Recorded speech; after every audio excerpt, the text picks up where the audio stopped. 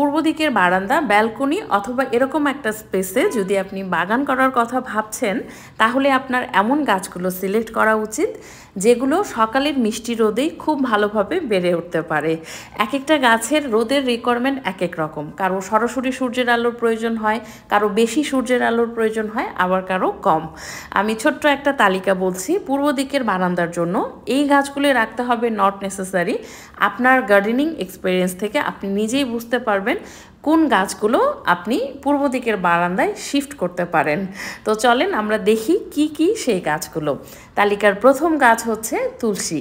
আপনার বাসায় যদি ছোট্ট একটা বেবি থাকে আমার বাসার মতো, তাহলে আপনার একটা হলেও তুলসী গাছ রাখা উচিত, কারণ আমরা সবাই জানি যে তুলসীর অনেক ঔষধি গুণাগুণ আছে। তো তুলসীর জন্য আহামরি কোনো যত্নের প্রয়োজন হয় না। সকালের মিষ্টি রোদটা তুলসীর জন্য পারফেক্ট, কারণ খেয়াল করলে দেখবেন খুব কড়া রোদে যদি তুলসীকে আমরা রাখি, পাতাগুলোর কালার একেবারে বিবর্ণ হয়ে যায়। বিশেষ করে যদি আপনি সবুজ পাতার তুলসীটা রাখেন, দেখবেন পুরো পাতাই ব্ল্যাক হয়ে গেছে। তো সকালের মিষ্টি রোদে রাখেন, গাছটা ভালো থাকে, পাতাগুলো ভালো থাকে, একদম দেখতেই একটা ফ্রেশ ফ্রেশ ভাইব আসে। আর তুলসী কিন্তু এমনিতেও একটা মিষ্টি এনভায়রনমেন্ট ক্রিয়েট করে আমার মনে হয়। দ্বিতীয় গাছ হচ্ছে ফার্ন।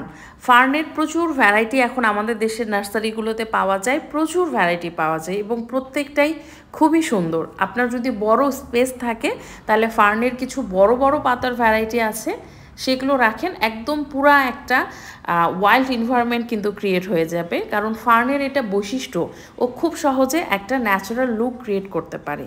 দুটা গাছের মাঝখানে একটা ফার্ন রাখেন, দেখবেন একটা ন্যাচারাল ভাইব তৈরি হয়ে যাচ্ছে। ফার্নের পরিচর্যা খুবই সহজ, আমাদের পেজেই ফার্নের পরিচর্যা পেয়ে যাবেন, যারা নতুন বাগানি দেখে নেবেন। তৃতীয় গাছ হচ্ছে ক্যালাডিয়াম বা ক্লেডিয়াম। যারা একটু বৈচিত্র্য আনতে চান, সবুজ পাতার মাঝে একটু রঙিন পাতা রাখতে চান, তারা ক্যালাডিয়ামকে চুজ করতে পারেন। ক্যালাডিয়ামের পরিচর্যাও এমন আহামরি কিছু না, কচু জাতীয় গাছই তো, তাই না? মাটির নিচে একটা টিউবের মতো থাকে, খুব বেশি পানি পানি করে রাখা যাবে না, তাহলে ওই টিউবটা পচে যায়। পরিচর্যা আহামরি কিছু না, পেজে এটার ভিডিও পেয়ে যাবেন। নেক্সট গাছ হচ্ছে ক্যালাথিয়াস। ক্যালাথিয়াসেরও প্রচুর ভ্যারাইটি আমাদের দেশের নার্সারিগুলোতে পাওয়া যায় এবং বেশ ডিফারেন্ট একটা লুক আর কি আসে এই ক্যালাথিয়াসের।